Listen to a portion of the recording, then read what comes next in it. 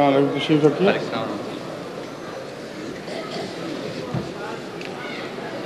تلاوت قرآن کریم حافظ فضل ربی. السلام علیکم حضور.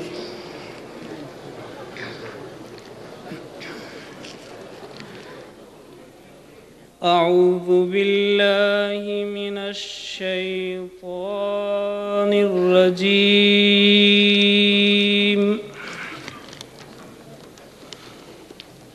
بسم اللہ الرحمن الرحیم.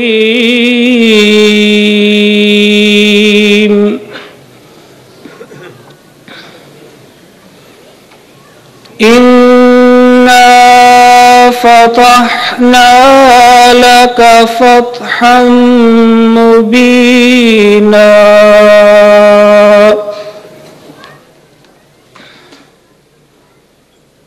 ليغفر لك الله ما تقدم من ذنبك وما تأخر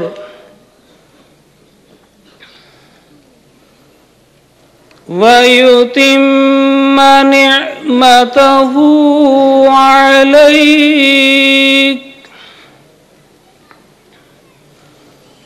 وَيَهْدِيَكَ صِرَاطًا مُسْتَقِيمًا.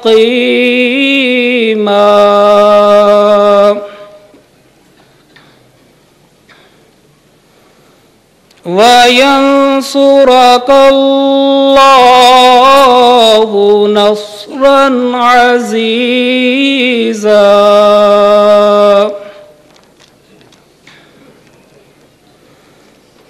هُوَ الَّذِي أَنزَلَ السَّكِينَةَ فِي قُلُوبِ الْمُؤْمِنِينَ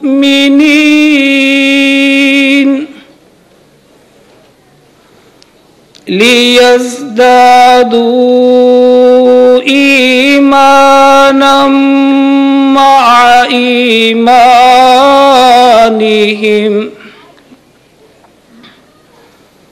وَلِلَّهِ جُنُودُ السَّمَاوَاتِ وَالْأَرْضِ وَكَانَ اللَّهُ عَلِيمًا حَكِيمًا.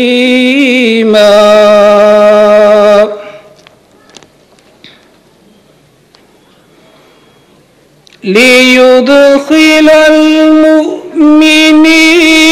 وَالْمُؤْمِنَاتِ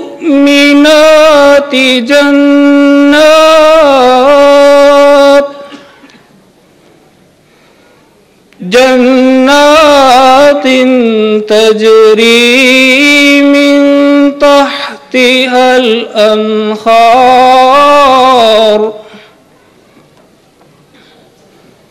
خالدين فيها ويكفر عنهم سيئاتهم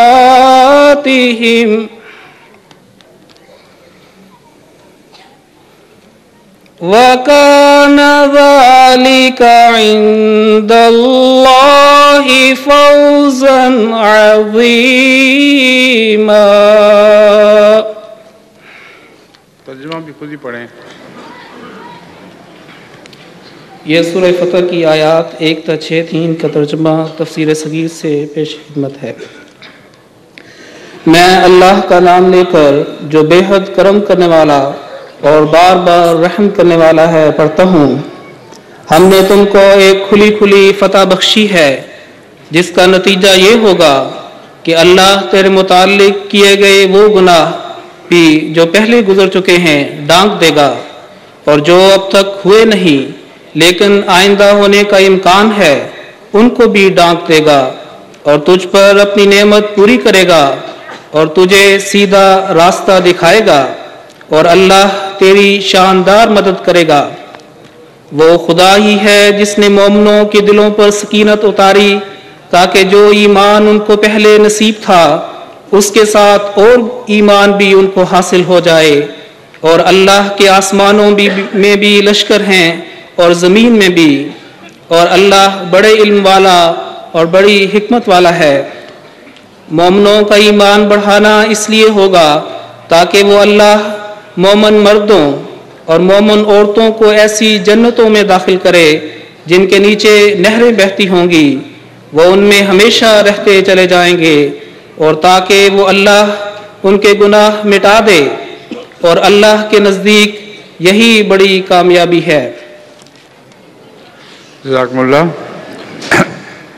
یہ مجلس سوال و جواب اردو کی گزشتہ سال پہلی دفعہ جلسے کی روایات میں داخل ہوئی ہے، اور اس وجہ سے جب میرے سامنے یہ پیش کیا گیا تو میں نے کہا کہ اس کی ضرورت نہیں، یہ مجالس سوال جواب کا موقع نہیں ہے۔ مگر امیر صاحب نے مجھے بتایا کہ گزشتہ امیر صاحب آفتاب احمد خان صاحب نے اصرار کے ساتھ مجھ سے یہ منظور کروائی تھی، کیونکہ ان کا خیال تھا کہ بہت سے ٹیلی ویژن دیکھنے والوں کی خواہش ہوتی ہے کہ وہ خود ایسی مجلس میں شامل ہوں، تو اردو دان طبقے کے لیے بھی خصوصاً جو پاکستان یا ہندوستان وغیرہ سے آئیں ایسی مجلس کی ضرورت ہے۔ چونکہ مکرم آفتاب احمد خان صاحب کا یہ پہلی دفعہ جلسے کے انتظام میں ایک مجوزہ پروگرام تھا، اس لیے زیادہ تر انہی کے احترام میں میں نے اسے اس دفعہ پھر قبول کر لیا ہے۔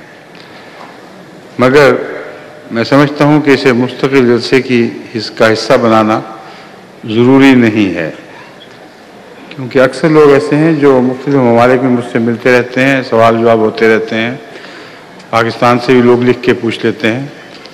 اس موقع کو ہم ملاقاتوں کے لیے یا بعض اور دیگر پروگراموں کے لیے استعمال کر سکتے ہیں۔ تو میں یہ آپ کو بتا رہا ہوں کہ ضروری نہیں کہ ہمیشہ یہ مستقلاً جلسے کے نظام کا حصہ بنی رہے، مگر آج بہرحال انشاءاللہ تعالی میری سے سوال جواب اردو میں ہوگی، اور میری درخواست ہے کہ جرمنی یا ناروے یا یورپ کے دوسرے ممالک سے آئے ہوئے احباب اس میں حصہ لینے سے اجتناب کریں، کیونکہ ان کے ہاں تو میں جاتا ہی رہتا ہوں۔ زیادہ تر پاکستان سے آنے والے ایسے دوست جو مستقل میں وہیں رہتے ہیں، ان کو حق دینا چاہیے کہ زیادہ تر وہ سوال کریں، یا پھر بنگلہ دیش کے اردو جاننے والے یا ہندوستان کے اردو جاننے والے وہ بھی اس میں حصہ لے سکتے ہیں۔ اجازت تو عام ہے، آپ سب حصہ لے سکتے ہیں اصولاً، مگر میری درخواست ہے کہ اپنے حق کو چھوڑ کر پاکستانی اور ہندوستانی اور بنگلہ دیشی آنے والے مہمانوں کے لیے اس حق کو استعمال کرنے دیں، ان کو یہ حق استعمال کرنے دیں۔ جزاکم اللہ۔ آپ نے منظم مرتب کر لیے صاحب؟ جی حضور کر لی۔ حضور اس وقت 10 کے قریب احباب سوال کرنے کے لیے موجود ہیں، جی، لیکن ان میں جرمنی کے اور دوسرے بھی تھے، اب ہم جرمنی کے احباب بھی ان میں شامل تھے۔ ناروے کو تو میں نے دیکھ لیا، نیچے اتر کے بیٹھ انہیں نکال دیتے ہیں حضور، ابھی کچھ سے اترے ہیں ناروے صاحب۔ اور لجنہ کی اور طرف کوئی جرمن ہو تو اس سے بھی یہی درخواست ہے، وہ بھی نیچے بیٹھ جائیں۔ یہ سب یہ آگے اتر گئے کال، چلیں۔ اب کتنے باقی رہ گئے ہیں؟ 5 وہ دیکھیں کتنے ہیں؟ 5 بیچ کی کرسی خالی ہے؟ جی حضور ٹھیک ہے، یہ 5 شروع کریں گے، پھر اس دوران اگر کسی اور ایسے دوست کو سوال کی ضرورت محسوس ہو جو باہر سے آئے ہوئے ہیں جی حضور لجنہ یورپ کے علاوہ، جی پھر ان کو موقع دیں گے۔ لجنہ کی طرف بھی مائک موجود ہے، وہ سے بھی امکان صاحبہ ہے۔ لجنہ منتظم ہے اس اب شروع کیجیے۔ پہلا سوال حضور محمد طارق سجاد صاحب کرنے کے لیے تشریف لا رہے ہیں، آپ کا تعلق کراچی پاکستان سے۔ آؤ جی، تعارف اپنا خود کراؤ۔ السلام علیکم حضور۔ السلام۔ حضور میرا سوال ہے، تعارف محمد طارق سجاد، کراچی پاکستان سے میرا تعلق۔ کن کے بیٹے ہو؟ چودھری مشتاق احمد کے۔ چودھری مشتاق احمد، اچھا، ڈگری سے تعلق ہے ان کا، ڈگری ڈگری میرپور۔ جی جی جی ٹھیک ہے، حضور آپ کے۔ فرمائیے سوال کیا ہے آپ کا؟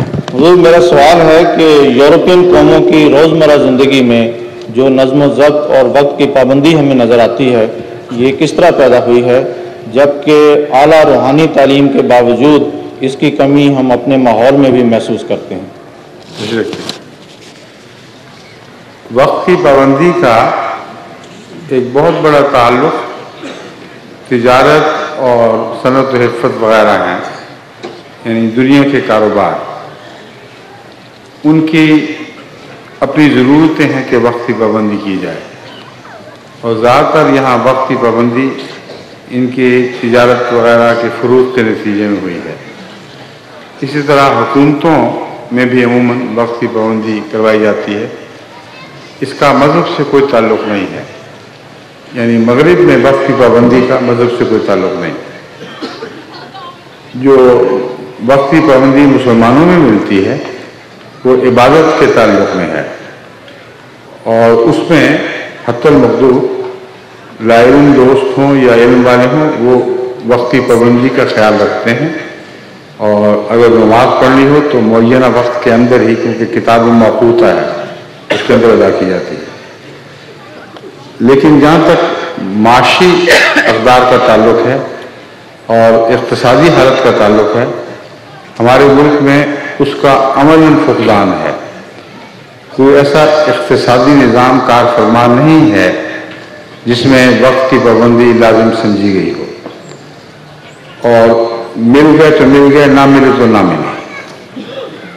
گھڑیاں بھی اب رواج ہو گیا ہے، مگر پہلے گھڑیاں بھی نہیں ہوا کرتی تھیں، اور وقت کی پابندی اس لیے بھی نہیں کی گئی کہ اس میں آپ لوگ ذمہ دار ہیں، یعنی زمیندار، اور زمیندار خاندان سے ہیں۔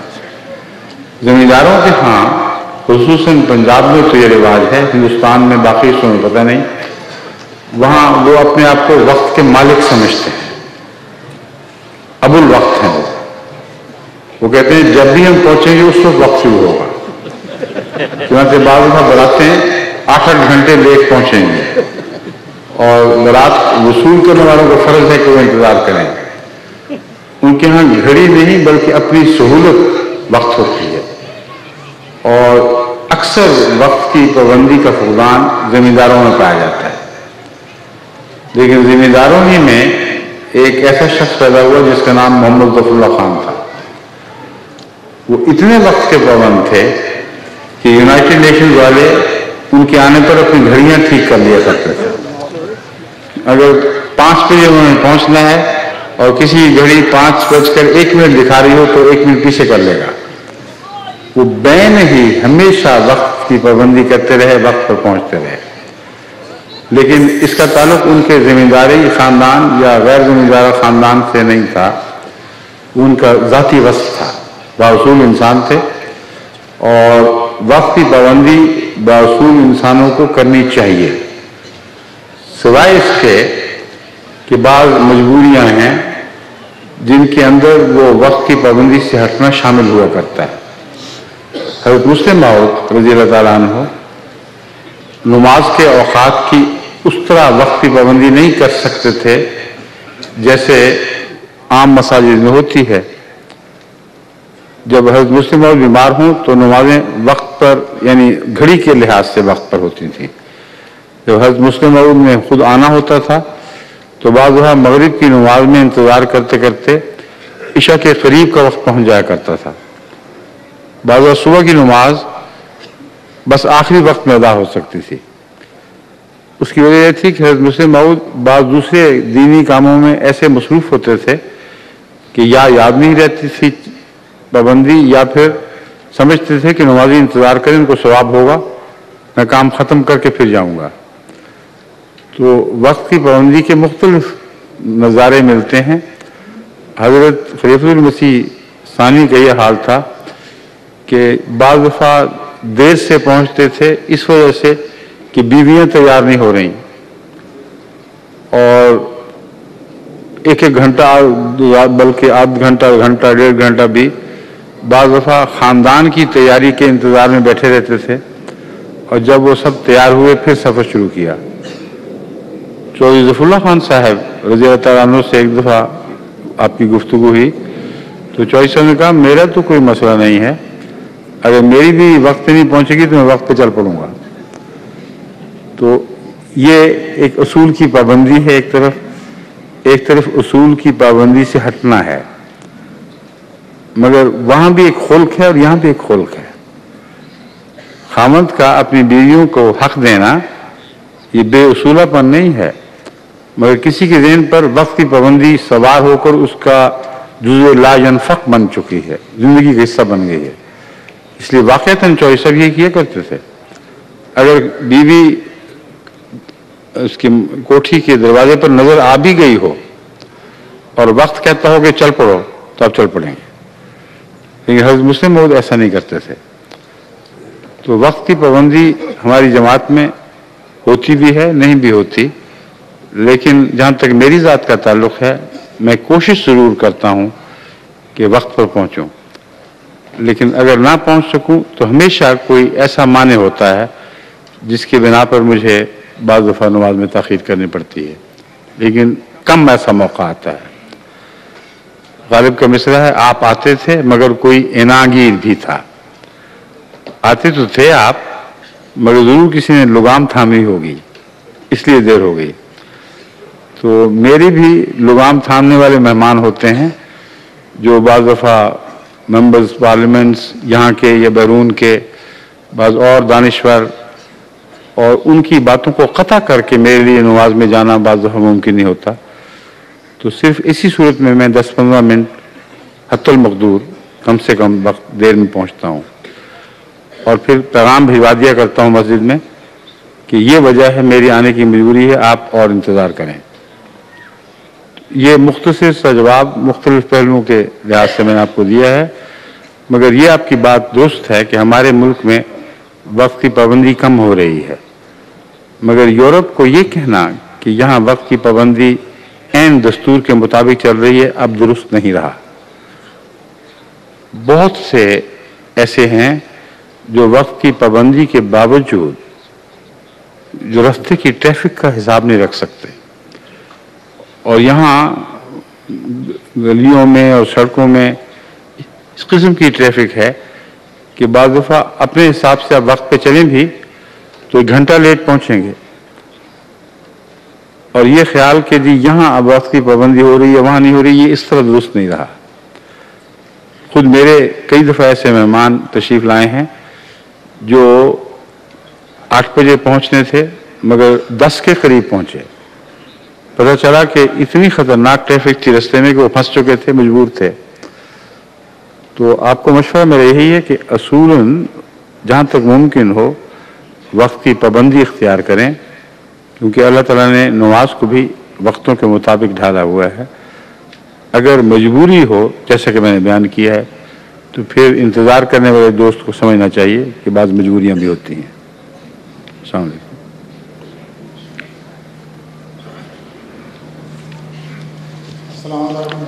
وعلیکم السلام۔ جو نور احمد صاحب؟ جی ہاں جی، محمد میرپور خاص سے تعلق ہے۔ جی میرا سوال یہ ہے کہ غیر احمدی احباب کہتے ہیں کہ آن صلی اللہ علیہ وسلم نے اپنے زمانے میں مسجد زرار کو گرایا تھا، اپنے زمانے میں مسجد زرار کو گرایا تھا، جی، اور یہ تھا کہ یہاں سے فتنہ پیدا ہوتا ہے، تو آپ کی جو مساجد ہم گراتے ہیں تو وہاں سے بھی فتنہ ہی پیدا ہو رہا ہے۔ ایک فرق ہے، ایک نہیں ایک سے زیادہ فرق ہے اس موضوع پہ کہ مسجد زرار کو کیوں گرایا۔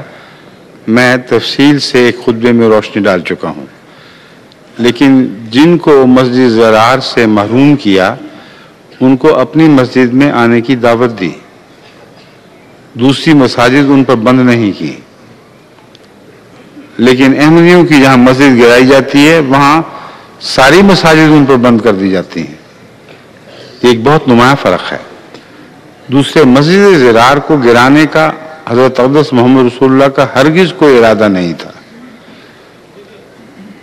یہاں تک کہ اللہ تعالیٰ نے حکمن فرمایا کہ اس کو گرا دو۔ اب کوئی مولوی ایسا ہے جس سے خدا نے حکم دیا ہو کہ احمدیوں کی مسجد جا کے گرا دو؟ اللہ کا حکم محمد رسول اللہ صلی اللہ علیہ وسلم کے اوپر وحی کی صورت میں نازل ہوتا ہے، اور اس کی وجہ مذہبی نہیں ہے، اس کی وجہ یہ ہے کہ رسول اللہ صلی اللہ علیہ وسلم کو یہ خدا تعالیٰ نے فرمایا کہ یہ مسجد عبادت کی خاطر بنائی ہی نہیں گئی، بلکہ سیاسی اڈا ہے جو اسلام کے خلاف سیاسی سازشوں میں مصروف ہے، اس لیے اس اڈے کا منہدم ہونا لازم ہے۔ یہ وجہ تھی. اور اس بنا پر کہ کہیں عبادت کی جاتی ہے کسی مسجد کو گرانا ناممکن ہے کہ رسول اللہ صلی اللہ علیہ وسلم سے یہ فعل سرزد ہوا ہو. یہ لوگ جو مسجدوں کے دشمن ہیں یہ مسجدیں اس لیے نہیں گراتے کہ وہاں سیاست ہو رہی ہے. سیاست تو ان کی مسجدوں میں ہو رہی ہے. اگر سیاست کی وجہ سے مسجدیں گرنی چاہیے تھیں تو ساری پاکستان کی مساجد منظم ہو جانی چاہیے. ہماری مساجد اس لیے گرائی جاتی ہیں کہ انہیں عبادت ہوتی ہے اور صرف یہی ان کو تکلیف ہے. اس کو مسجد ضرار کہنا حد سے زیادہ زیادتی ہے. اپنی مساجد جن میں سیاست چل رہی ہے رسول اللہ صلی اللہ علیہ وسلم کی سنت کے مطابق ان کو گرائیں کیونکہ وہ سیاست والی مسجدیں ہیں. آپ کے علم میں کوئی مسجد ہے جہاں سیاست نہ چلتی ہو؟ نہیں نا؟ اب منہ سے کوئی نہیں بولتے؟ جی نہیں. اس میں آ کے کہیں کہ نہیں. جی میرے علم میں نہیں ہے. ہاں آپ کے علاقے میں ساری مساجد میں کسی نہ کسی سیاست کا قبضہ ہے. دہشت گردی کے اڈے ہیں اس وقت. بالکل ٹھیک ہے. اگلا سوال.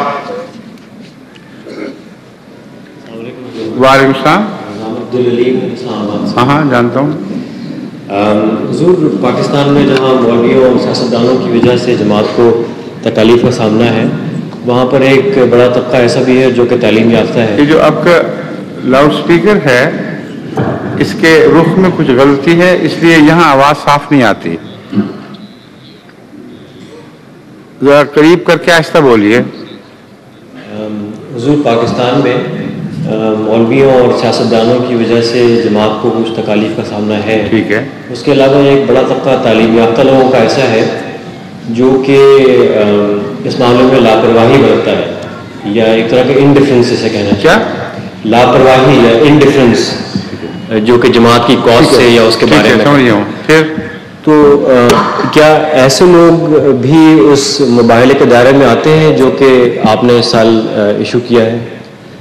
مباحلہ اگر آپ غور سے پڑھیں تو اس کے دائرے میں سارے آ رہے ہیں اس پہلو سے کہ یہ مباحلہ خاص دشمنوں کے لیے ان کی ذات تک محدود نہیں ہے.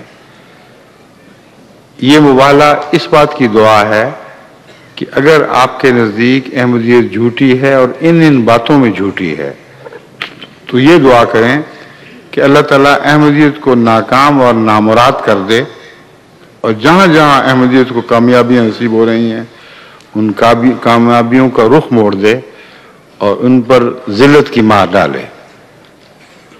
بس اگر سارے عالم میں جماعت احمدیہ مسلسل ترقی کرتی رہے اور آپ کی بددعائیں ناکام ٹھہریں تو اس بات کا ثبوت ہوگا کہ آپ نے خدا پر جھوٹ بولا ہے اور آپ کی دعائیں قبول نہیں ہوئیں.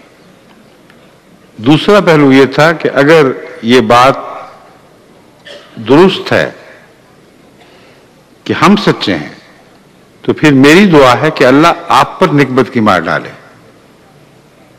اور آپ کے کمائے ہوئے اجتماع پھٹ جائیں, آپ پارا پارا ہو جائیں, ٹکڑے ٹکڑے ہو جائیں اور آپ پر اور آپ کے ساتھیوں پر خدا تعالیٰ کی طرف سے ایسا ادبار آئے کہ اس کی دکھ اور اس کی دکھن اور جلن سارے معاشرے میں سنائی دے اور محسوس ہو.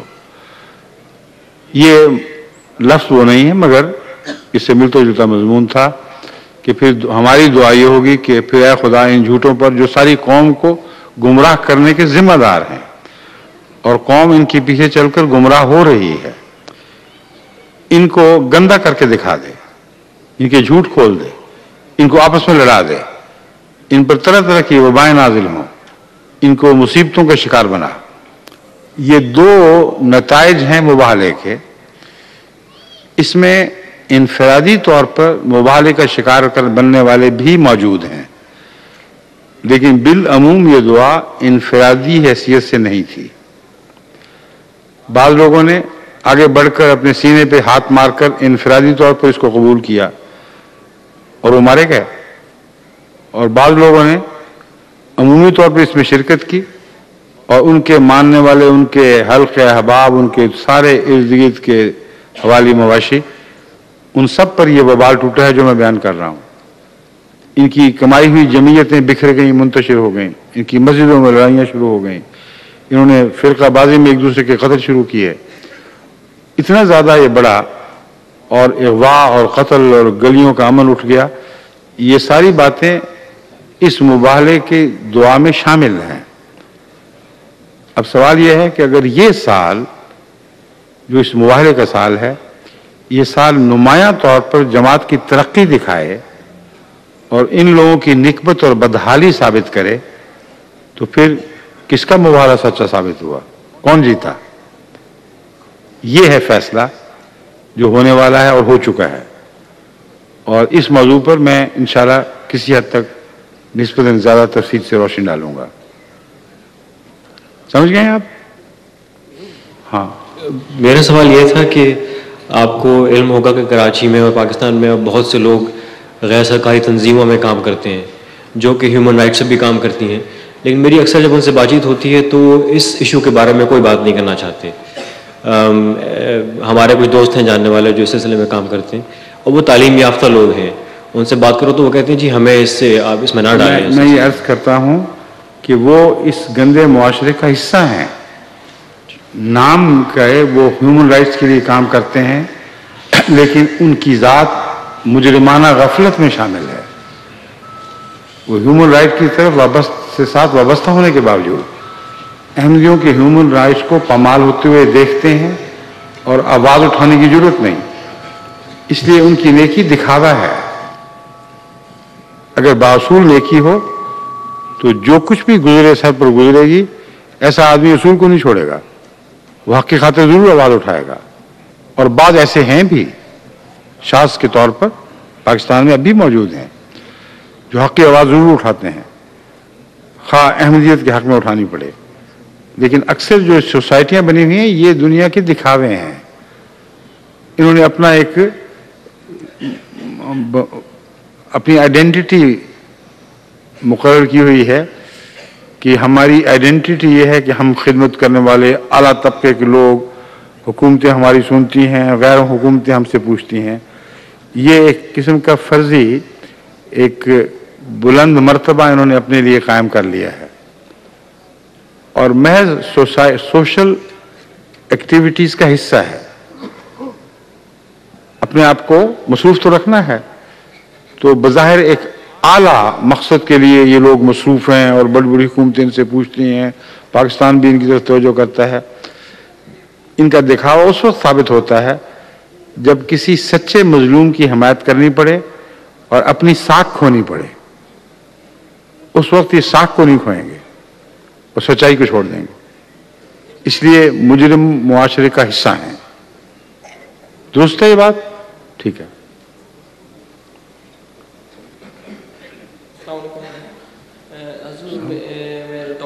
آپ کون ہیں؟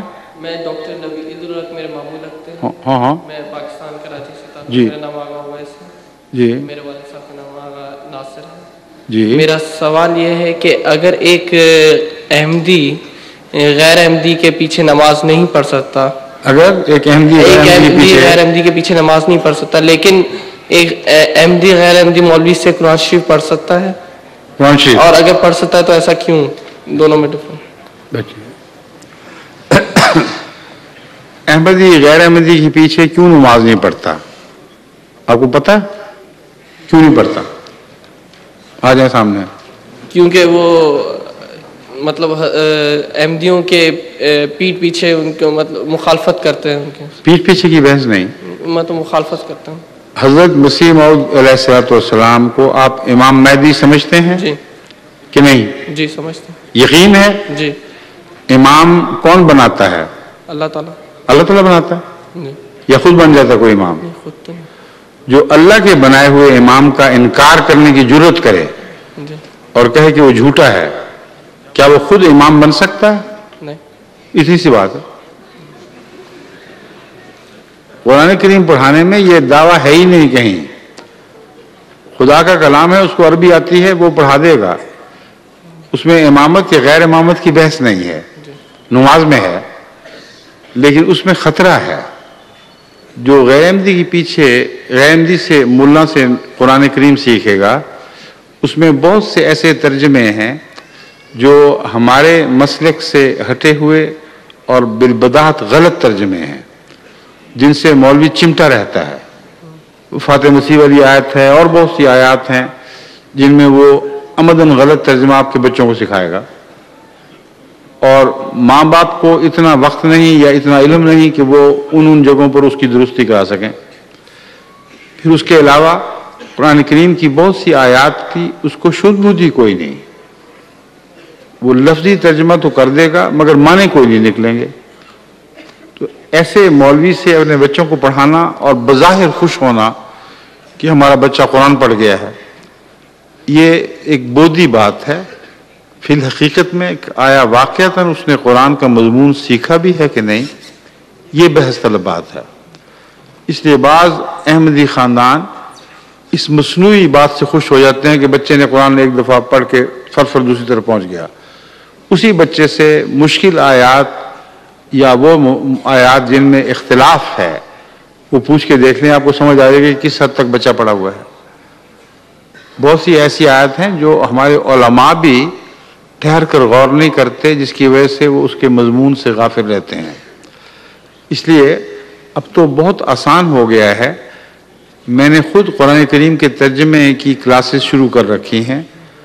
اکثر حصہ قرآن کریم کا ہم پڑھ چکے ہیں، اور ان کلاسز کو ویڈیو آڈیو کی صورت میں حاصل کیا جا سکتا ہے.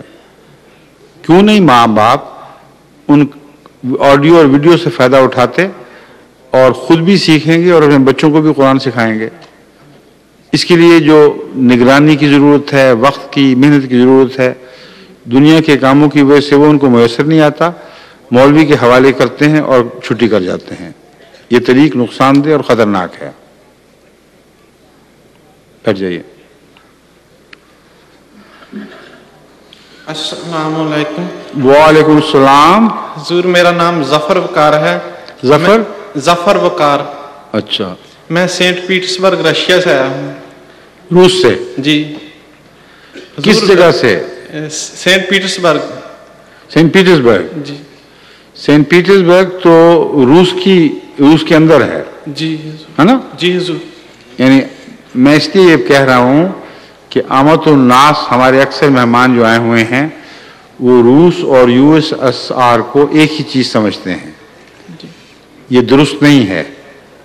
رشیا روس کے اندر ایک ریاست ہے اور وہ روس کی سب سے بڑی ریاست ہے.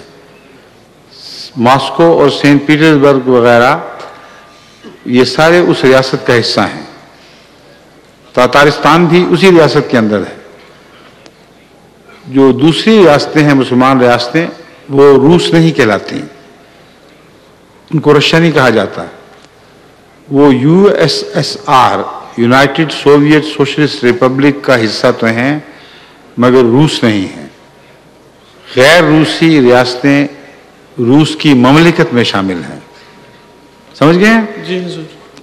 آپ تو جانتے ہی ہوں گے مگر اکثر آنے والے احباب چونکہ ان باتوں سے واقف نہیں، اس لیے میں ان کو سمجھانے کی خاطر اس سوال کی ضرورت سے زیادہ تفصیل بیان کر رہا ہوں. اب فرمائیے سینٹ پیٹرسبرگ والے روس میں پڑھنے والے کا کیا سوال ہے؟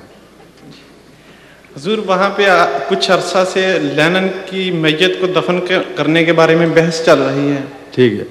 اس بحث کے حوالے سے وہاں کے مستقبل کے بارے میں کچھ روشنی ڈال دیں. قرآن کریم میں کہیں نہیں لکھا ہوا کہ لینن کی لاش دفن ہونی چاہیے کہ نہیں.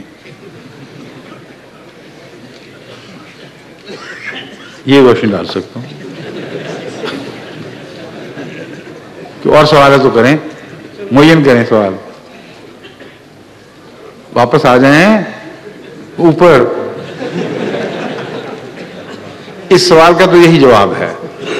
اگر آپ کے ذہن میں کوئی اور بات تھی تو وہ پوچھیں، یہ میں آپ کو کہہ رہا ہوں. حضور اس کے سیاسی تناظر کے بارے میں اس اب ٹھیک ہے. لینن کا مجسمہ ایک قسم کا ناش، وہ فرعون کی ممیفائڈ لاش کی طرح انہوں نے حبوط کر کے رکھا ہوا ہے. اس کے متعلق بہت سے ایسے غیر کمیونسٹ خیالات سے متاثر لوگ ہیں جن کو عموماً बैरूनी ताकतें उभारती हैं, वो उन्होंने ये शोशा छोड़ दिया है कि तुमने क्या फजूल संभाला हुआ है इस मुजस्मे को, इसको दफन करो। और जिस तरह लोगों के बुत काफ़ी होते हैं, लेनिन का बुत भी दिखाने के लिए काफ़ी होगा। लेकिन इस ज़रिए से बाज़ बैरूनी हुकूमतें ये समझती हैं कि ये लेनिनिज़म नहीं बल्कि मार्क्सिज्म, लेनिनिज़म मार्क्सिज्म दफन हो जाएगा, और इसी ख्याल से इसकी मुखालफत भी हो रही है।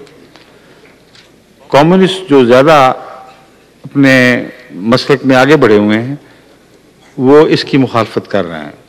वो चाहते हैं कि लेनिन को इसी तरह रहने दिया जाए, इसको छेड़ने की ज़रूरत नहीं। ये दुरुस्त है या गलत? जी हुजूर। हाँ, बस फिर इसका मजहबी हल कोई नहीं, एक सियासी चपकल है जो देखें कब तक चलती है और क्या नतीजा निकालती है। ठीक है। अस्सलाम वालेकुम हुजूर। वालेकुम सलाम। मेरा नाम अयास महमूद चट्ट है, मैं कराची पाकिस्तान से है। हुजूर मेरा सवाल ये है कि एक तो जो मैयत की वीडियो बनाने के बारे में क्या इस्लाम की पोजीशन है? क्या मैयत की बीवियां जनाजा देख सकती हैं? नहीं, हाँ। वीडियो जो बनाते हैं हम, फिल्म वीडियो, मैं कहा बीवियां। अच्छा अच्छा अच्छा, मैं हैरान हो रहा था ये क्या हो रहा है। वीडियो बनाना, मुर्दा चीज़ों की वीडियो बनाना नाजायज़ है? यही सवाल है मेरा हुजूर कि जायज़ है। आप जब वीडियो बनाते हैं तो उसमें कितनी मुर्दा चीज़ें पकड़ते हैं? जितने मनाजिर हैं जी हुजूर वो सब मुर्दा होते हैं। तो ख्याल क्यों आया कि जायज़ है या नाजायज़ है? ख्याल इसलिए है कि बाज़ दफ़ा जनाजा होता है तो उसको मतलब कुछ इस तरह की सूरत हाल थी। मेरे आपका सवाल फिर दूसरा सवाल है। जी जी। इसका मतलब है आपके नज़दीक मैयत की वीडियो उतारना नाजायज़ नहीं, मगर नमाज जनाजा के दौरान वीडियो उतारना एक बेहुदा हरकत है। उससे बाज़ लोग बजाय नमाज में शामिल होने के वीडियो उतारते रह जाते हैं। ये मुराद है? ये दुरुस्त है? मैं भी जब जनाजा पढ़ाता हूँ तो बाज़ लोग उतारते हैं, मुझे उसका बहुत बुरा महसूस होता है। और फिर भी अब मैं नमाज शुरू कर चुका हूँ तो पीछे से जाके खड़े हो गए। ये बेहुदा हरकत है। वीडियो उतारने की बजाय उन लोगों को नमाज जनाजा में शामिल होना चाहिए। लेकिन नमाज जनाजा के अलावा वक्त में मैयत की तस्वीर उतारना या वीडियो उतारना नाजायज़ नहीं। ठीक है जी हुजूर। हुजूर इसके साथ ये सवाल था कि बाज़ गैर अहमदी दोस्त जब ताज़ियत के लिए आते हैं मैयत पे तो वो क्या करते हैं? मैयत पे जब ताज़ियत के लिए आते हैं तो उस वक्त हाथ उठा के दुआ करते हैं। तो बाज़ दफ़ा वो ग्रुप की सूरत में आते हैं तो अहमदी अगर किसी का जनाजा है तो उस सूरत में भी आते ही कहते हैं कि चले हाथ उठा ले और दुआ करें। देखें, दुआ जो है बमकसद होनी चाहिए, दुआ दिखावा नहीं होनी चाहिए। जो भी ऐसे ग्रुप्स के साथ यूं करेगा और यूं करेगा, वो महज दिखावे की खातिर ये बताने के लिए कि हम आपके साथ आप ही की तरह रस्में करते हैं, ऐसी हरकत करेगा। उसूलन ये बात गलत है। जो इंसान किसी मैयत के लिए दुआ करता है वो घर बैठे भी दुआ कर सकता है और वहाँ अपने तौर पर कर सकता है, मगर सारी मजलिस का हाथ उठा देना और फौरन गिरा देना ये दुरुस्त नहीं है। ये रस्म और रिवाज है। खुदा ताला को इस किस्म की दुआओं में कोई दिलचस्पी नहीं होती। मुझे याद है जब कौसर न्याजी साहब का साहबजादा फौत हुआ था तो मैं अफसोस के लिए जाने से पहले मैंने उनको ये कहला भिजवाया था कि मैं रस्म और रिवाज का कायल नहीं हूँ। मैं आऊँगा, ताज़ियत करूँगा, लोग मुझे देखकर हाथ उठाएंगे, मैं साथ हाथ नहीं उठाऊँगा। अगर आपको ये मंजूर है तो मैं आता हूँ, वरना नहीं आता। उन्होंने मुझे कहला के भिजवाया। मैं अपने सब साथियों को बता दूंगा कि इस बिना पर ये आने वाला रस्मी दुआ नहीं करेगा और मेरे बच्चे की वैसे खैर चाहेगा और चाहे तो अपने तौर पर दुआ कर दे। चुनांचे कोई खराबी नहीं हुई। बस ऐसे आने वाले जिनका अक्सर इल्म होता है उनको कहला भेजें, उनको बता दें कि ये वजह है हम इस रस्म व रिवाज में नहीं पढ़ते, आपने दुआ करनी है अपने तौर पर करें, मगर ये हाथ उठाना और गिराना और एक्सरसाइज जिसमें कुछ भी नहीं कहा जाता, इस बात को आप छोड़ दें। اور اگر حضور اس وقت اسی وقت آ کے کہیں تو پھر انکار کر دینا چاہیے اسے؟ کیا انکار؟ مطلب جیسے آتے ہیں آپ کے پاس، انکار کا سوال ہی کوئی نہیں، پوچھتا ہی نہیں آپ سے کوئی، وہی تو کھڑے کر دیتے ہیں، تو آپ ساتھ کریں یا نہیں؟ انکار کیسا؟ آپ اگر ہاتھ نہیں اٹھائیں گے تو نہ اٹھائیں، کوئی زبردستی تو نہیں آپ کے ہاتھ چھڑے گا. Thank you. ضرورت ہونی چاہیے اخلاقی. ہاں بیٹھے. السلام علیکم. وعلیکم السلام. بنگلہ دیش؟ بیلجیم سے آیا ہے بنگلہ دیش یا بنگال سے آیا ہے؟ کینیڈا سے ہے. کینیڈا سے. ماشاء اللہ. عبد المتین ہیں آپ یا رشتے دار ہیں؟ عبد الباطن. اچھا. تو میں آپ کے اردو کلاس کا شاگرد ہوں. اردو کلاس آپ دیکھتے ہیں؟ جی. آپ کو اتنی اردو آ گئی ہے جتنی عبد الحادی صاحب کو آ گئی ہے؟ میرا خیال. ٹھیک ہے. میرا سوال یہ ہے، قرآن شریف میں ہے جو اللہ کے راستہ میں خرچ کرتا ہے، اللہ قریب قریب آئیں،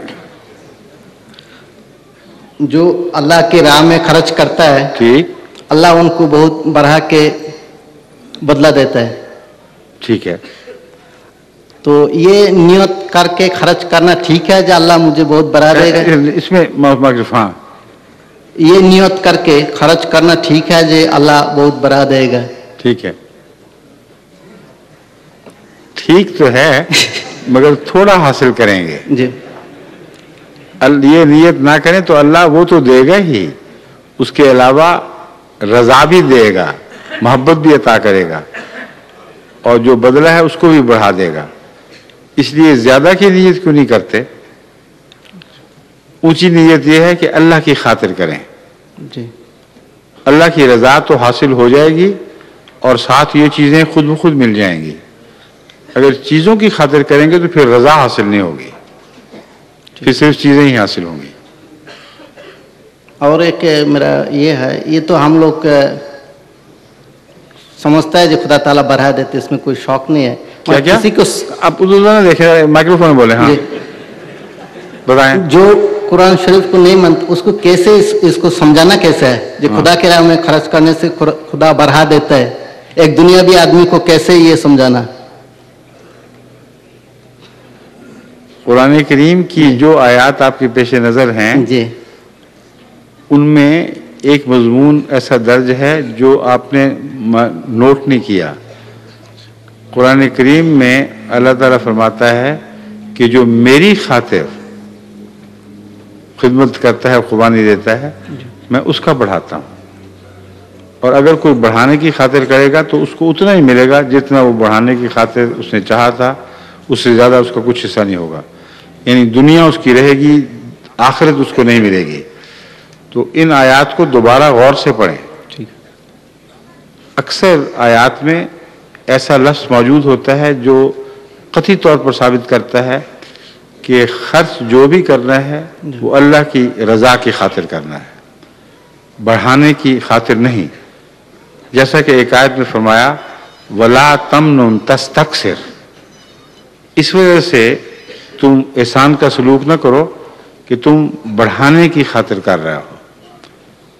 لَن تَنَالُوا الْبِرَّ حَتَّى تُنْفِقُوا مِمَّا تُحِبُّونَ، تم ہرگز نیکی کو نہیں پا سکتے جب تک وہ خرچ نہ کرو جس کی محبت تمہیں اس چیز کو عزیز بنائے ہوئے ہو.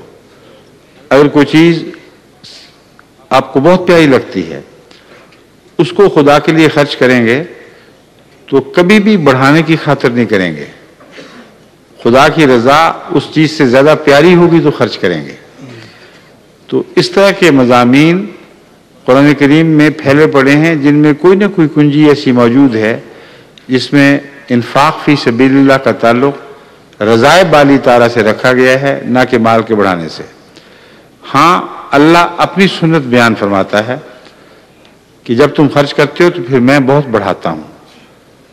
تو اللہ کا تعارف ہے جو مشروط نہیں ہے. سمجھ گئے؟ جی ٹھیک، بہت شکریہ. میرے خیال میں تو آپ کی اردو حادیلی سے اچھی ہے. شکریہ بہت. ہاں ہاں. حضور مردوں کی طرف سے سر دست آخری سوال مکرم شیخ سلیم احمد صاحب کریں گے. آپ کا تعلق فیصل آباد پاکستان سے. جی جی. السلام علیکم ورحمۃ اللہ حضور. وعلیکم السلام. حضور شیخ سلیم احمد فیصلہ آباد پاکستان سے. حضور نبی کریم صلی اللہ علیہ وآلہ وسلم ہجرت کے بعد جب مکہ فتح ہوا تو فاتح مکہ کی حیثیت سے مکہ میں داخل ہوئے. فاتح مکہ کی حیثیت. جی ٹھیک. حضور آپ کی جب ہجرت ختم ہوگی تو میرا سوال یہ ہے کہ جب آپ کی ہجرت ختم ہوگی تو آپ بھی فاتح کی حیثیت سے اگر آپ کے خیال کے مطابق واقعات چلیں تو پھر ایسے ہی ہوگا. جی اگر آپ کا خیال میری ہجرت اور اس کے خیالات ڈھالنے والا بنا جی تو پھر وہی ہوگا جو آپ چاہتے ہیں انشاءاللہ.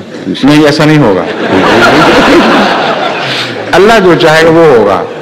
بالکل جی. اللہ کی آپ کے خیالات کا اللہ کے چاہنے میں کوئی دخل نہیں. ہاں صحیح. آپ سوچیں بنائی پھریں جو مرضی. جی آپ کی سوچیں اور ہیں, اللہ کی تقدیر اور طرح چلتی ہے اور وہ اس بات سے آزاد ہے کہ کس موقع پر کس طرح کا مضمون ظاہر فرمائے. ہجرت کو مضمون قرآن کریم میں پھیلا پڑا ہے. ہر ہجرت کا انجام دوسری ہجرتوں سے مختلف ہوا ہے. ایک موسیٰ علیہ السلام کی ہجرت تھی, ایک یونس علیہ السلام کی ہجرت تھی, ایک عیسیٰ علیہ السلام کی ہجرت تھی, ایک رسول اللہ صلی اللہ علیہ وسلم کی ہجرت ہے. ہجرت اپنی ذات میں سب میں مشترک ہے. اللہ کی خاطر ہوئی یا لوگوں نے مجبور کر دیا, مگر ہر ایک کا انجام الگ الگ ہوا ہے. بعض ہجرتوں سے واپسی نہیں ہوئی. حضرت مسیح کی ہجرت سے کہاں واپسی ہوئی؟ جی. حضرت یونس کی کہاں واپسی ہوئی تھی؟ حضرت موسیٰ کی کب ملک مصر میں واپسی ہوئی تھی؟ تو اول تو واپسی کا جو آپ نے تعلق ہجرت سے باندھ رکھا ہے یہ درست نہیں ہے. ہجرت کے نتیجے میں برکت اور وسعت اور فتوحات ملتی ہیں, یہ قطعی بات ہے. واپسی کا معاملہ حضرت صلی اللہ علیہ وسلم کے ساتھ خاص تھا. وہ خدا جس نے قرآن آپ پر فرض کیا رادو کا علامات, وہ یہ اقرار کرتا ہے کہ رادو کا علامات, تو ضرور لازم تجھے وہ واپس اس جگہ لے کے آئے گا. یہ حضرت صلی اللہ علیہ وسلم کے ساتھ ایک خاص پیشگوئی تھی جس پیشگوئی کو شان کے ساتھ پورا ہونا تھا. اس لیے ہجرت کے متعلق یہ جو تصور باندھ رکھا ہے آپ نے کہ ہر ہجرت کرنے والا واپس اپنے وطن ضرور پہنچتا ہے, یہ درست نہیں. حضرت مسلم موعود نے قادیان سے ہجرت کی تھی. جی. کہاں دفن ہے؟ ربان دارالہجرت میں. جی. تو اس لیے یہ جو مضمون آپ نے خود بخود بنا لیے ہے یہ اللہ پر ٹھونسا نہیں جا سکتا. دعا کریں کہ اللہ تعالیٰ اس ہجرت کو وہ ہجرت بنائے جو وطن کی واپسی والی یعنی زندگی میں واپسی کی توفیق پاتی ہے. اس سے زیادہ آپ کچھ نہیں کر سکتے. آمین. السلام علیکم. شکریہ جی. وعلیکم السلام. جو انڈونیشیا سے ہیں ان کا ایک سوال ہے اگر حضور کی اجازت. وہ کہتی ہیں کہ ایک مسلمان لڑکی نے ایک عیسائی لڑکے سے چرچ میں شادی کی اور کچھ عرصے بعد ان کی پھر علیحدگی ہو گئی. اس کے بعد اس لڑکی نے دوبارہ بیعت کی اور لڑکا بھی مسلمان ہو گیا اور وہ قاضی کے پاس گئے کہ ہمارا دوبارہ نکاح کرا دیں. تو انہوں نے کہا کہ تمہارا نکاح قائم ہے, ختم نہیں ہوا. تو اس سلسلے میں اسلامی پوزیشن کیا ہے؟ اسلامی پوزیشن یہ ہے کہ ایک مسلمان لڑکی کو قرآن کریم غیر مسلم سے نکاح کی اجازت نہیں دیتا. اس لیے وہ لڑکا تو مسلمان ہوا کہ نہیں, یہ لڑکی غیر مسلم ہو گئی جس نے قرآن کی تعلیم کے خلاف ایک غیر مسلم سے شادی کی ہے. اور غیر مسلموں کی شادیاں قانونی طور پر تسلیم کی جاتی ہیں. اس لیے مذہب کا معاملہ بیچ میں اتفاقی آیا ہے. ایک اسلام کی نافرمان لڑکی نے ایک شادی کی, اس کی شادی دنیا کے قوانین کے مطابق درست ہے اور اس کی اولاد جائز ہو گئی. جماعت احمدیہ اس معاملے میں ایسے فتوے نہیں دیتی کہ ایسی لڑکیاں جنہوں نے اسلام کی قدروں کو چھوڑ کر شادی کی ہے ان کی اولاد نعوذ باللہ بلد الحرام ہے.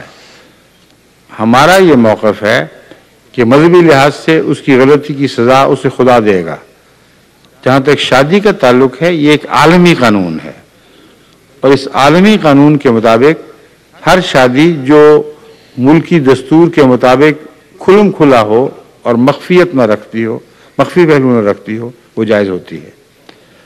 اگر یہ درست غلط ہوتا، یہ اصول غلط ہوتا، تو آن حضرت صلی اللہ علیہ وآلہ وسلم کے زمانے میں جتنے مشرک جوڑے مسلمان ہوئے تھے سب کا نکاح دہرایا جاتا، کسی کا نکاح نہیں دہرایا گیا۔ سب سے بڑی مثال خود رسول اللہ صلی اللہ علیہ وسلم ہے۔ اسلام سے پہلے آپ کی شادی حضرت خدیجہ سے ہوئی، اور جب اسلام نازل ہوئے آپ نے دوبارہ نکاح نہیں پڑھا۔ اسی لیے قرآن کریم میں جو نکاح کی نکاح کے تعلق میں مخاطب کرنے والی آیات ہیں، ان میں سے سب سے پہلی آیت جو نکاح پہ پڑھی جاتی ہے اس میں دین کا نام ہی نہیں لیا جاتا۔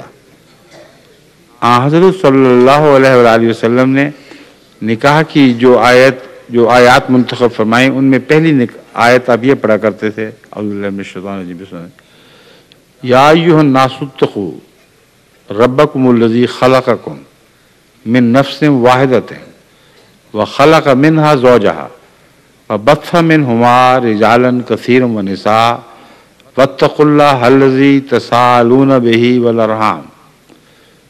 اس ساری آیت میں کہیں مسلمان ہونے کا، اس کے عیسائی ہونے کا، یہودی ہونے کا، کسی مذہب کا ذکر تک نہیں ملتا۔ مخاطب کون ہے؟ یا ایھا الناس، اے بنی نوع انسان۔ ان کے واقعات کیا بیان ہوئے؟ تمہارے آباء و اجداد کا یہ حال تھا، اس سے تم یوں بنے ہو، اور آئندہ تم سے یہ ہونا ہوگا۔ تم اللہ کا تقوی اختیار کرو، مسلمان ہونے کی وجہ سے نہیں، بلکہ اس لیے کہ رحمی معاملات میں تم اللہ سے التجائیں کرتے ہو، اور تسالون بہ والارحام، اس لیے تقوی اختیار کرو کہ تم خدا ہی سے مانگتے ہو۔ والارحام، اور ارحام کے تعلق میں خصوصیت سے جس سے مانگتے ہو اس پر نگاہ رکھنا۔ اب بتائیں یہاں کس مذہب کا ذکر ہے؟ نہ اسلام کا، نہ عیسائیت کا، نہ یہودیت کا۔ بس نکاح کو اسلام ایک عالمی ضرورت کے طور پر تسلیم کرتا ہے، اور نکاح کے بعد ایسے شخص کے بچوں کا یا خاوند کا یا دونوں کا اکٹھے مسلمان ہونا، ان پر اسلام لانے کے لیے نئی رسومات عائد نہیں کرتا۔ ان کو اثر نو اسلام کی رسومات نہیں، شادی بیاہ کی وہ رسومات جو اسلام میں چلتی ہیں وہ ان پر دوبارہ فرض نہیں کرتا۔ اگر یہ بات درست نہ ہو تو ساری دنیا ولد الحرام ہے، صرف مولوی کا نکاح جائز، باقی سب جھوٹے۔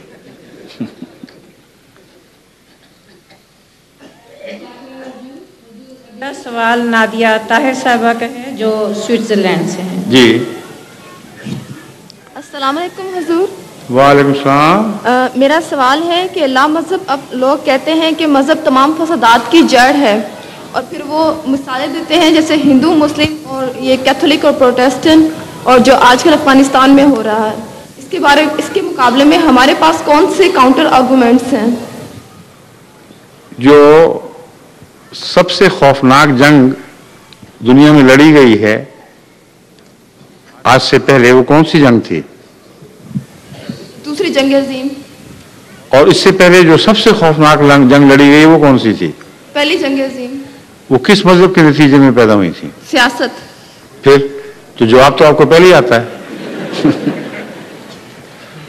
اور جو مذہب کے معاملے میں جنگیں ہیں یہ بھی سیاسی ہیں، یہ جھوٹ ہے کہ وہ مذہبی جنگیں ہیں۔ سیاست نے مذہب کو استعمال کیا ہے، ورنہ ہے سیاست ہی جو مذاہب میں دخل اندازی کر کے جنگیں کرواتی ہے۔ یہ جو کچھ بھی ہو رہا ہے عراق، کویت، ایران، بوسنیا، ان سب کے پیچھے طاقتیں بیٹھی ہوئی ہیں۔ وہ ان لوگوں کے مذاہب کو استعمال کر کے ان علاقوں میں کا امن برباد کر دیتی ہیں، اور آپ بھولی بھالی بن کے پیچھے بیٹھی رہتی ہیں کہ ہمارا کیا، تو ان کے مذہب کا اختلاف ہے۔ مذہب کے اختلاف کروائے جاتے ہیں، ان اختلافات سے ناجائز فائدہ اٹھایا جاتا ہے، اور جہاں تک سیاسی جنگوں کا تعلق ہے، سب سے خوفناک عالمی جنگیں ایسی تھیں جن کا مذہب سے کوئی تعلق نہیں، وہ سیاسی جنگیں تھیں۔ اور سوال کوئی؟ جی شکریہ۔ جزاک اللہ حضور۔ اگلا سوال کیا نام کیا؟ ناصرہ یاسین۔ ناصرہ یاسین صاحبہ کا ہے جو ماریشس سے ہیں۔ کون؟ حضور السلام علیکم۔ وعلیکم السلام۔ میرا نام ناصرہ یاسین ہے، میں ماریشس سے آئی ہوں۔ ہاں جی حضور میرا سوال یہ ہے، کیا عصر کی نماز مغرب کے ساتھ جمع ہو سکتی ہے؟ نہیں، کیونکہ ماریشس میں اکثر جو سروس پیشہ لوگ ہیں نہیں ہوتی بابا، نہیں ہوتی۔ سوال ختم۔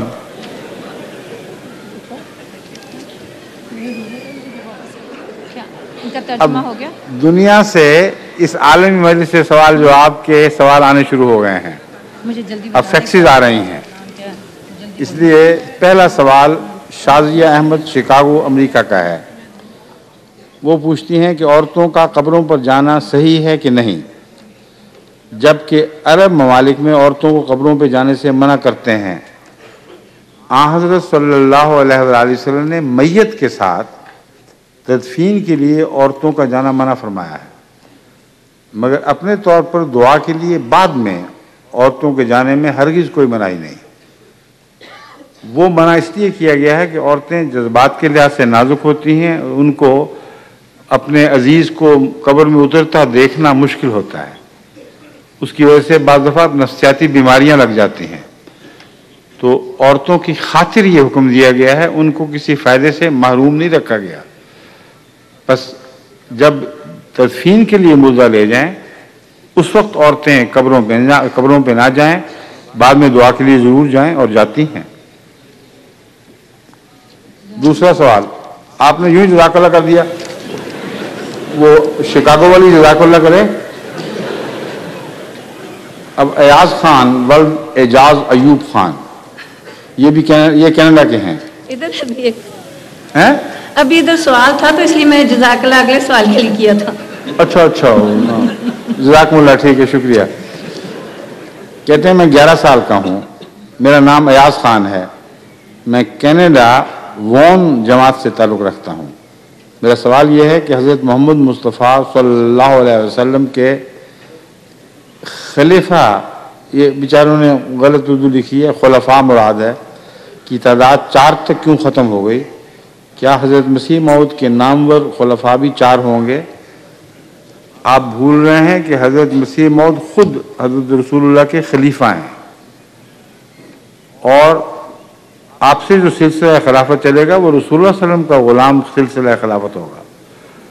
رسول اللہ صلی اللہ علیہ وسلم نے اس کی پیشگوئی فرمائی ہوئی تھی اور فرمایا تھا ثم تکون خلافت علی منہاج النبوہ، کہ جب ملوکیت اور ظلم کا دور ختم ہوگا پھر خدا خلافت کو دوبارہ جاری فرمائے گا، جو رسول اللہ ہی کی بالواسطہ خلافت ہے۔ بس 4 پر یہ سلسلہ ختم نہیں ہوا۔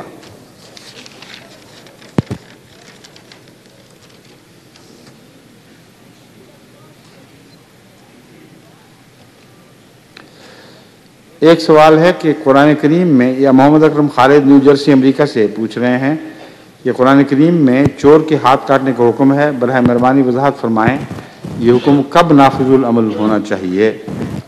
آج کل تو ہونا ہی نہیں چاہیے، کیونکہ اکثر چور اور جھوٹے،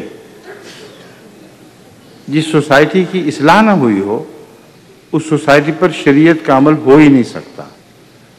یہ بات ہے جو میں بارہا پاکستان کے دانشوروں کو بتا چکا ہوں، متوجہ کر چکا ہوں کہ تم اس سوسائٹی میں شریعت نافذ کیسے کرو گے؟ چور کے ہاتھ کاٹے جائیں گے؟ تم سارے چور ہو، تمہارے صدر سے نیچے تک جتنے ہیں وہ اپنی مرضی کے معاملات میں چور ہیں۔ یہ میں نہیں کہتا، یہ ان کی اپوزیشن والے بتا رہے ہیں، ورنہ میری کیا مجال یہاں بیٹھے صدر صاحب کو چور کہوں۔ بے نظیر بتاتی ہیں کہ یہ چور ہے۔ اس لیے جس کی حکومت آئے گی وہ دوسرے کے سب کے ہاتھ کٹوا دے گی، اور جب ہتھ کٹوں کی حکومت آئے گی تو ہاتھ والوں کے ہاتھ کاٹ دیں گے۔ شریعت کیسے نافذ کریں گے آپ جہاں جھوٹ اتنا عام ہو کہ ایک سپریم کورٹ کا جسٹس یہ بیان دے کہ مجھے ساری زندگی میں ایک بھی ایسا کیس یاد نہیں جس میں سارے گواہ یا وکیل یا مقدمہ پیش کرنے والا سچے ہوں. جھوٹ لازماً ہر مقدمے میں شامل تھا. جب یہ حالت ہو تو چور کی سزا ہاتھ کاٹنے کس طرح جاری کی جا سکتی ہے؟ یہاں تو وہ لوگ اگر آپ گلیوں میں آواز دے کر 10-10 20-20 آج کل تو روپے کی قیمت گر گئی ہے، چلیں 1000 مقرر کر دیں. 1000 پر آپ 4 گواہ پاکستان کی کسی گلی سے بھی اکٹھے کر سکتے ہیں جو کسی معصوم لڑکی کے خلاف گواہی دیں کہ ہم نے اپنی آنکھوں سے اس کو زنا کرتے دیکھا. کیوں یہ پاکستانی آئے ہوئے بتاؤ 1000 میں ہو سکتا ہے یا نہیں؟ 5000 میں ہو جائے گا، 1000 میں ہو جائے گا. ہاں تو لازماً جہاں معصوموں کی عزت کا سوال ہو وہاں جھوٹے اس کے خلاف گواہی دے رہے ہوں، وہاں شریعت چل ہی نہیں سکتی. حضرت صلی اللہ علیہ وآلہ وسلم کے زمانے میں جب شریعت نافذ ہوئی ہے اس سے پہلے آپ اخلاق کی اصلاح فرما چکے تھے اور معاشرہ بدیوں سے اکثر حد تک پاک ہو چکا تھا. وہاں جھوٹ بولنا ایک عجوبہ تھا اور سچ ایک عام حالت تھی. ایسی صورت میں بھی گواہوں پر پابندیاں ہیں. یہاں تک پابندیاں ہیں کہ اگر کوئی 4 گواہوں میں سے ایک کے متعلق ثابت ہو کہ یہ کسی کونے میں بیٹھا بازار میں پیشاب کر رہا تھا تو فقہ کی روح سے ایسے شخص کی گواہی قبول نہیں ہوگی. اور بتائیں صبح سرحد میں شریعت کیسے نازل ہوگی؟ وہاں تو گلی گلی آپ کو پیشاب کرتے اور منہ میں نالے پکڑے ہوئے صفائی کرتے ہوئے لوگ دکھائی دیں گے. حقیقت کو دیکھا کریں. میں فرضی طور پر شریعت کہنا کافی نہیں ہے. میں اس لیے بتا رہا ہوں، میں نے خود دیکھی ہوئے ایسے لوگ دانتوں میں نالا دبایا ہوا اور ہاتھ اندر، اور اتنا گندا منظر کہ الٹی آتی تھی دیکھ کے. اور جتنی دیر تک کوئی ہاتھ اندر رکھے اتنا بڑا مولوی. اور اسلام کی روح سے ایسی گواہی جائز ہی نہیں ہے. اور فرمائیے سوال.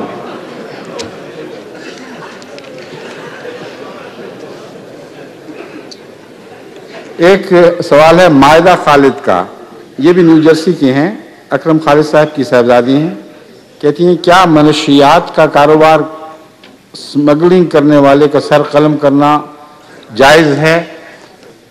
سر قلم کرنا جو ہے یہ صرف قتل کے نتیجے میں نہیں ہوا کرتا بلکہ فساد اور فتنے کے نتیجے میں بھی ہوتا ہے. اس لیے یہ حکومتوں کا کام ہے. اگر وہ یہ دیکھیں کہ منشیات یا اسمگلنگ اتنی زیادہ بڑھ چکی ہیں کہ اس کے نتیجے میں سارا معاشرہ قتل ہو رہا ہے تو تمام ملک کے نمائندوں کی حکومت قانونی طور پر قانون سازی کے مختار ہے. وہ قانون سازی کر سکتی ہے کہ یہ جرائم اتنے خطرناک ہو چکے ہیں کہ ایسے لوگوں کا سر قلم ہونا چاہیے.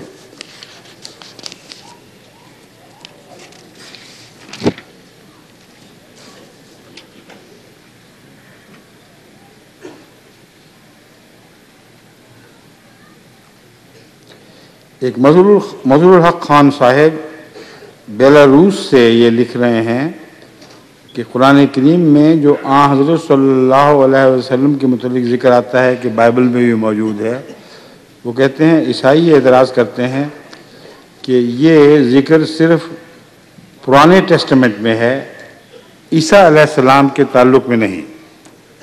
حالانکہ یہ بالکل غلط بات ہے.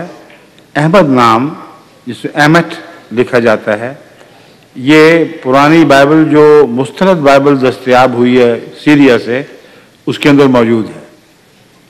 اور حضرت صلی اللہ علیہ وسلم کے متعلق احمد نام کی پیشگوئی تھی کہ میرے بعد احمد آئے گا.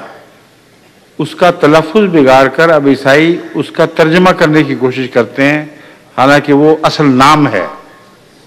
احمد عام لفظ نہیں بلکہ نام ہے. بہرحال اس میں بھی اور دوسری جگہوں میں بھی حضرت عیسیٰ علیہ السلام کی طرف سے قطعی طور پر رسول اللہ صلی اللہ علیہ وسلم کی پیشگوئی موجود ہے. چنانچہ اس حکایت کے رنگ میں حضرت مسیح باتیں کیا کرتے تھے. اس حکایت میں جس کو انگور کے پاکستان کی حکایت کہتے ہیں، پاکستان کی حکایت میں حضرت عیسیٰ علیہ السلام یہ پیشگوئی فرما رہے ہیں کہ ایک باغ تھا جو مالک نے نوکروں کے سپرد کیا. اس کو نوکر اجاڑتے رہے اور اس کا پھل کھا جاتے تھے، اس کا کچھ نہ دیا. تب مالک نے اپنے بیٹے کو بھیجا اور اس کے بیٹے سے بھی لوگوں نے یہی سلوک کیا. تب وہ مالک خود آیا اور اس نے سب مجرموں کو سزائیں دی. اب بتائیں حضرت عیسیٰ کو اس میں کہاں فٹ کریں گے؟ اگر وہ بیٹا ہے اور ان کے ساتھ یہی سلوک ہوا تھا تو وہ تو آ کے گزر بھی گئے. اب آنے والا مالک ہے جو مالک کے نام پر آئے گا. اور قرآن کریم نے اسی طرح رسول اللہ کا تعارف فرمایا ہے کہ آپ اللہ کے نام پر آئے تھے، ان معنوں میں کہ کامل طور پر اللہ کی رضا کے تابع اپنی رضا کر دی تھی. چنانچہ قرآن کریم میں اللہ تعالیٰ فرماتا ہے وَمَا رَمَيْتَ إِذْ رَمَيْتَ وَلَكِنَّ اللَّهَ رَمَى. اے محمد جب تو نے مٹھی بھر کنکر پھینکے یا تیر چلایا تو یہ جو تو نے پھینکے وہ تو نہیں تھا بلکہ اللہ تھا. اب بتائیں اگر کوئی ذرا بھی مشرکانہ خیالات رکھے تو اس آیت کا کیا ترجمہ کرے گا؟ پھر فرماتا ہے ید اللہ فوق ایدیہم. اے محمد جو تو بیعت لے رہا تھا جن ہاتھوں پر تیرا ہاتھ تھا ید اللہ فوق ایدیہم، وہ اللہ کا ہاتھ تھا جو ان ہاتھوں کے اوپر تھا. تو حضرت صلی اللہ علیہ وآلہ وسلم کا آنا قرآن کی روح سے اللہ کا آنا ہے اور یہی پیشگوئی تھی. عیسیٰ علیہ السلام نے یہی فرمایا تھا کہ پہلے انبیاء کی مثال تو سمجھو کہ نوکروں کی طرح تھی، مگر پھر خدا کا بیٹا آیا، یعنی اپنے آپ کو بیٹا قرار دیا. اور جب بیٹے کی بات بھی نہ مانی گئی تو پھر وہ شہنشاہ آیا، یعنی آسمان سے خدا اترا اور پھر ان سب کو سزائیں دیں. اور حضرت صلی اللہ علیہ وآلہ وسلم کو اللہ نے وہ طاقت عطا فرمائی جو سزائیں دینے کا مجاز بنا رہی تھی. بس اس پہلو سے حضرت عیسیٰ کے متعلق کی پیشگوئی بڑی واضح طور پر قرآن کریم میں بائبل میں موجود ہے، جو قرآن پر پوری اترتی ہے. قرآن پر بھی اترتی ہے اور رسول اللہ صلی اللہ علیہ وسلم پر بھی، دونوں کی پیشگوئیاں موجود ہیں. اگلا سوال ختم ہے. اور میں کہا یہ فیکس آپ نے بند کرنی ہے کہ نہیں؟ کیونکہ یہ تو چلتا رہے گا صرف، ہاں اور فیکس ہی خراب کر دیں.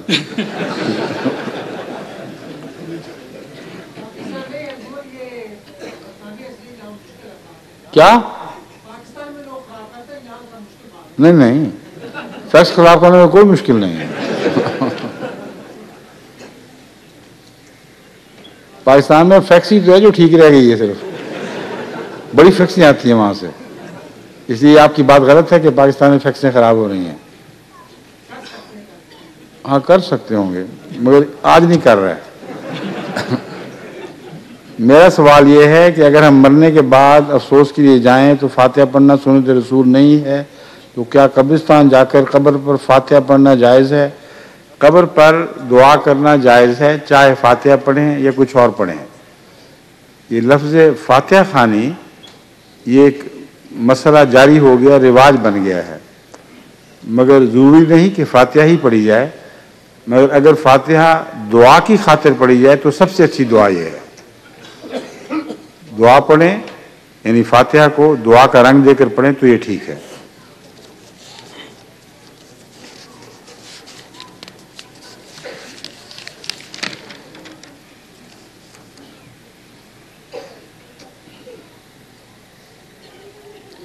مردوں کو اسلامی روایت کے مطابق زمین میں دفن کرنے میں کیا حکمت ہے؟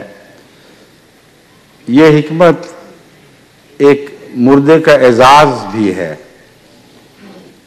کسی مردے کو جلا دیا جائے تو یہ ایک مکروہ چیز ہے، مگر دفن کیا جائے تو یہ ایک عزت کا مقام ہے۔ اسی لیے قرآن کریم صرف مردے کے تدفین کا اپنے طور پر حکم نہیں دیتا، بلکہ آدم کے زمانے سے اس رسم کو جاری بتاتا ہے۔ جیسا کہ حضرت آدم کے 2 بیٹوں میں سے ایک نے اپنے بھائی کو جب قتل کیا تو قرآن کریم کی روح سے وہ لاش چھوڑ کر جا رہا تھا، اور اللہ تعالیٰ نے ایک مرے ہوئے کوے کے اوپر کوے کو اترتے دکھایا، جس نے اپنے پنجوں سے زمین کھود کے اپنے بھائی کو دفن کر دیا، اور اس کو بتایا کہ دیکھو، اس کے ذہن میں یہ بات آئی کہ ایک کوا بھی مجھ سے بہتر ہے، یہ تو اپنے بھائی کو دفن کر رہا ہے مگر میں اس کے بغیر چھوڑ رہا ہوں۔ تو اس نے پھر مقتول بھائی کو دفن کیا۔ یہ سنت قرآن کریم میں مذکور نہ ہوتی اگر قرآن کریم اس کو احترام کی نظر سے نہ دیکھتا یا مسلمانوں میں رائج نہ کرنا چاہتا۔ بس بنی اسرائیل میں اور اس سے پہلے انبیاء کی جو بھی تاریخ محفوظ ہے، سب میں تدفین ملتی ہے، جلانے کا کہیں ذکر نہیں ملتا۔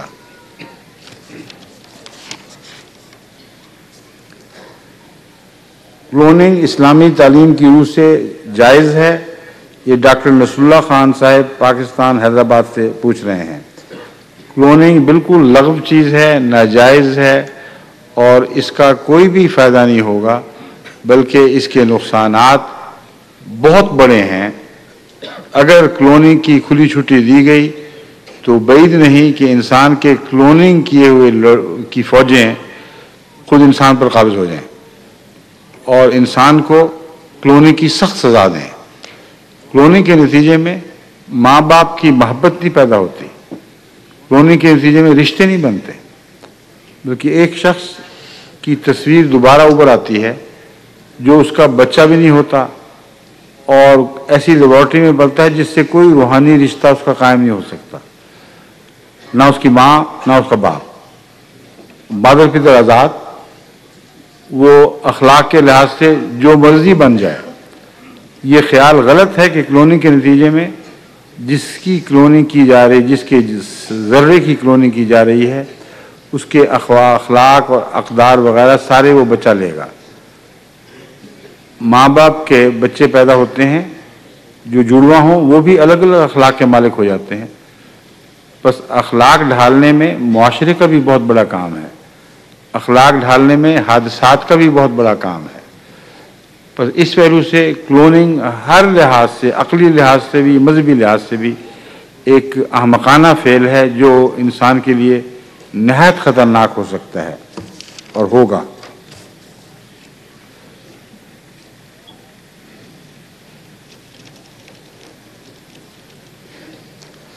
ایک سوال ہے، توصیف احمد صاحب نے ماسکو سے بھیجا ہے کہ انسان کے مرنے کے فوراً بعد حساب کتاب شروع ہو جاتا ہے۔ ان کو یہ فکر ہے کہ یہ یوم حشر تک جاری رہے گا۔ اگر سوال جواب شروع ہو جاتا ہے اور حضرت آدم سے بھی پہلے انسان موجود تھے جو فوت ہوئے، وہ قبر میں چلے گئے، ان کا اگر آج تک بھی حساب کتاب ہو رہا ہے تو بڑا لمبا حساب ہے، اور اگر قیامت تک انتظار کریں گے تو کیا بنے گا بیچاروں کا۔ سوال ٹھیک ہے ان معنوں میں کہ وہ حساب کتاب کیا ہے، جبکہ اصل حساب کتاب حشر نشر پر ہوگا۔ یہ حساب کتاب جاتے ہی پہلا جو تاثر ہے کہ ہم کس دنیا میں جا چکے ہیں، اس تاثر کے قیام کی خاطر ایک ابتدائی حساب کتاب ہے جو متنبع کر رہا ہے کہ تم کیا بننے والے ہو۔ لیکن جزا سزا یہاں سے شروع نہیں ہوگی، جزا سزا کی ہوا لگے گی یا تھوڑا سا تاثر ہوگا، اور پھر خدا بہتر جانتا ہے کہ وہ لوگ سو جائیں گے یا ہوش میں رہیں گے۔ معلوم ہوتا ہے کہ لمبے عرصے تک وہ روحیں ایک عالم برزخ میں وقت گزاریں گی جن کو پوری ہوش نہیں ہوگی اور ان کی ڈیولپمنٹ ہو رہی ہوگی۔ قیامت کے دن جس وقت حساب کتاب کے لیے مردے اٹھائے جائیں گے، وہ نظارہ جو ملتا ہے وہ تو یہ لگتا ہے کہ ان کی تکمیل ہو رہی ہے، جیسے بعض دفعہ بعض ریشم کے کیڑوں کی تکمیل ہو رہی ہے ایک خول کے اندر، اس کے اندر چھپے ہوئے ہیں، اور جب تک وہ रेशम के धागों को काट कर खौल को तोड़ कर बाहर नहीं निकलते, वो उनका हशर नशर नहीं होता। बस ये सारी वो बातें हैं जो इम्कानी या एहतमाली हैं। इन बहसों में हम इसलिए नहीं पढ़ सकते कि कुरान और हदीस में ज़्यादा तफासील नहीं मिलती। एक बात बहरहाल सच्ची है कि इंसान मरने के बाद जब आंखें खोलेगा तो उसे अपनी रूह के मुतालिक, उसके अच्छे या बुरा होने के मुतालिक कुछ एहसास ज़रूर पैदा कराया जाएगा। फिर यौम हशर तक उसका क्या हाल होगा ये हम नहीं जानते, मगर यौम हशर के वक्त जब वो उठेगा तो एक नई हालत में उठेगा जिसका पहली हालत से कोई ताल्लुक नहीं होगा।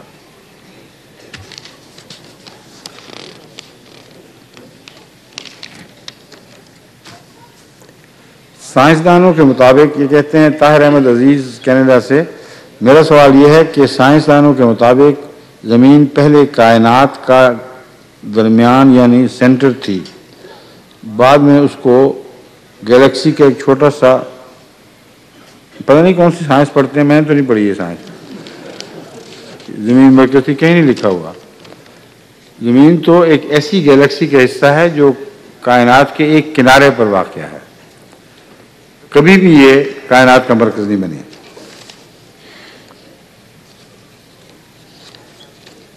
एक मियाँ तारिक मसूद साहब मॉस्को से लिखते हैं कि रशिया में कानूनी तौर पर एक शादी करने का रिवाज ये है, पर मैंने ये गलती से लिखा गया हो, अच्छा एक ये रिवाज है, लिखना चाहिए था। एक शादी करने का एक ये रिवाज है कि जब कोई शख्स यहाँ पर शादी करना चाहता है तो उसको रशियन कानून के मुताबिक शादी रजिस्ट्रेशन करने के लिए ज़ेक्स नामी इदारे में रजिस्टर होना पड़ता है। अगर तमाम सहूलियात हों या ना हों तो इस्लामी नुक्ता नज़र से ये शादी जायज़ है कि नहीं। मैं आपको पहले इस सवाल का जवाब दे चुका हूँ। जो किसी मुल्क का कानून शादी का तरीक़ पेश करता है, अगर उसमें इख्फा ना हो जो इस्लाम पसंद नहीं करता तो वो शादी जायज़ है, उसको नाजायज़ नहीं कहा जा सकता। लेकिन मुसलमान को चाहिए कि वो इस्लामी तरीक़ पर भी निकाह करवा ले।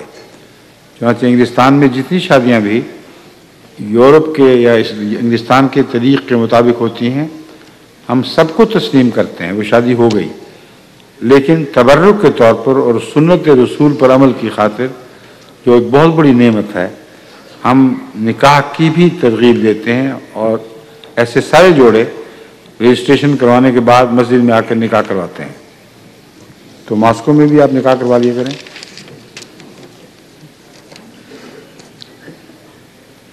ये तारिक मसूद की शादी हुई भी है कि नहीं, पता नहीं हुई। आप जानते हैं कौन बोल रहा है? हाँ, खालिद बताओ। फिर ये खतरनाक सवाल है, जाके पता करो। शाहिदा नसरीन का सवाल यह है कि हज़रत मोहम्मद के लिए दुआ करते हैं। ये कौन है? शाहिदा नसरीन फ्लोरिडा से। उसको इतना ही नहीं पता कि रसूलुल्लाह सल्लल्लाहु अलैहि वसल्लम का नाम इज़्ज़त के साथ, एहतराम के साथ, इस्लामी तरीक़े के मुताबिक लेना चाहिए। अगर ये अहमदी हैं तो मुझे बहुत तअज्जुब हुआ है। जो सवाल की तरह से, खिताब की तरह से है, उससे तो अहमदी लगती हैं। हज़रत अक़दस मोहम्मद मुस्तफ़ा सल्लल्लाहु अलैहि वसल्लम पूरा नाम इस तरह एहतराम से, या सैयदना मौलाना हज़रत रसूलुल्लाह, जो भी मुसलमानों का तरीक़ राइज है उसके मुताबिक नाम दिया करें। हज़रत मोहम्मद तो आमतौर पर वो गैर मुस्लिम कहते हैं, वो भी हज़रत हमारी खातर लगा देते हैं, वरना वो आमतौर पर तो मोहम्मद ही कहते हैं सिर्फ।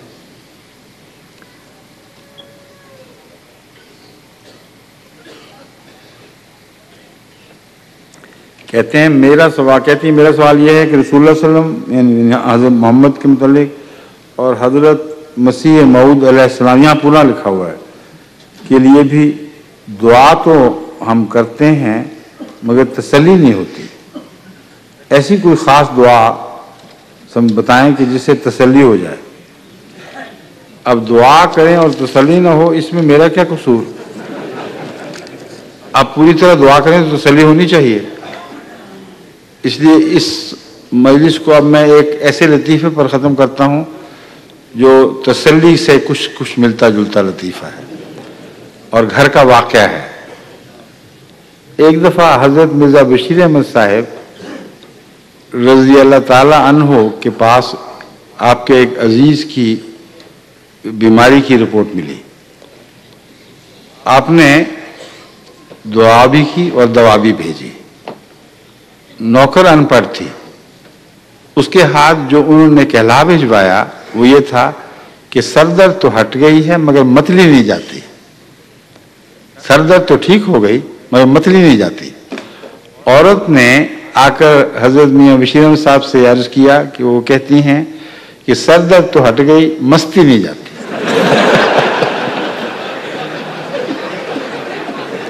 हजरत मियाँ बशीर अहमद साहब की दिल में बड़ा मसा था। अब मस्ती का मेरे पास कोई इलाज नहीं, इस तसल्ली का मेरे पास कोई इलाज नहीं।